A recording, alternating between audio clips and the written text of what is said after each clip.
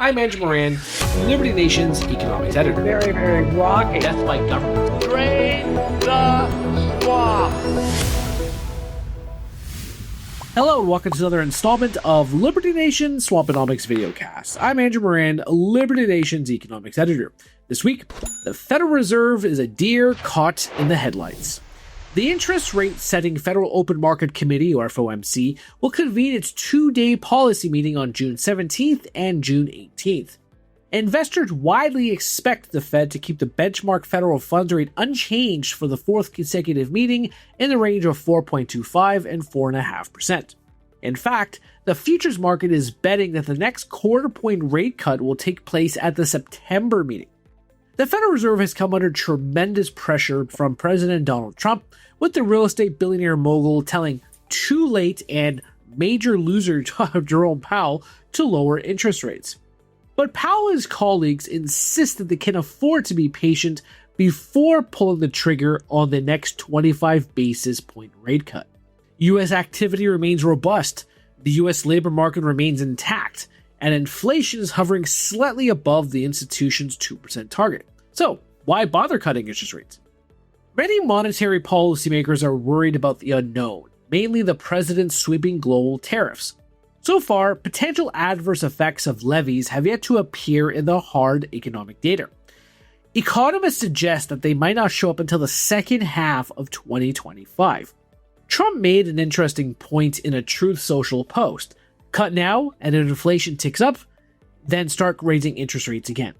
What is worth pointing out is that when the Fed started cutting interest rates, inflation was rising, eventually hitting 3% until the central bank slammed the brakes in January.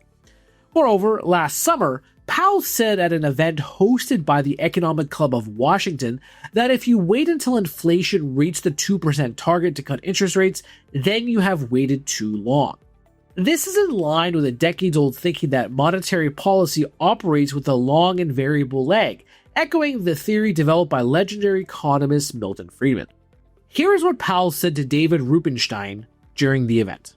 The implication of that is that if you wait until inflation gets all the way down to 2%, you've probably waited too long, because the tightening that you're doing, or the level of tightness that you have, is still having effects which will probably drive inflation below 2%. So we've been very clear that you wouldn't wait for inflation to get all the way down to 2%.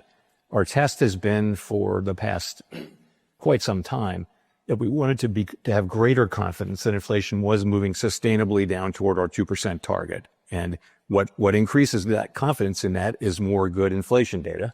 And lately here, we have been getting some of that. The United States is getting good inflation data, though. In fact, the Fed's preferred PCE price index touched 2.1% in April.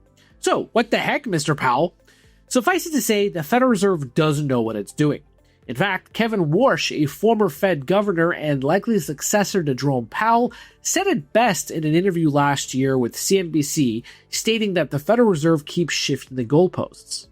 Then they said for a long time what really matters is core PCE. That's what we should focus on. But it's now running at around 2.7%, nowhere near their 2% range.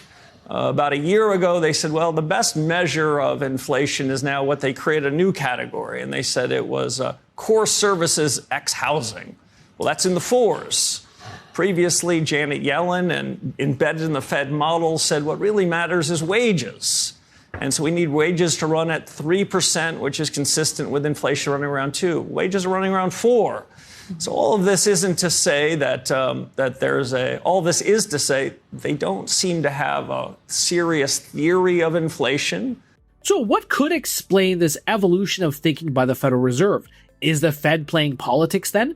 Jerome Powell insists that the Fed is focused on helping the economy, not helping the White House. Now, he might be right, but the timing of these moves comes into question, as they are quite suspicious. Heading into December 2023, Powell had stated for months that the Fed is not cutting interest rates anytime soon. Out of nowhere, then President Joe Biden urged the Fed to cut interest rates in a speech. 10 days later, Powell signaled that the Fed would soon pivot. The post-meeting press conference in June will be must-see television, especially if the May CPI report continues to hover around 2%. Grab the popcorn, folks. That's it from this week. Please read my full Swamponomics column on the pages of LibertyNation.com, and be sure to check out my previous Swamponomics TV videos and interviews. Liberty Nation does not endorse candidates or campaigns or legislation, and this presentation is no endorsement. Thank you. I'm Andrew Moran, Liberty Nation's economics editor. Very, very rocky. Death by government. Drain the swamp.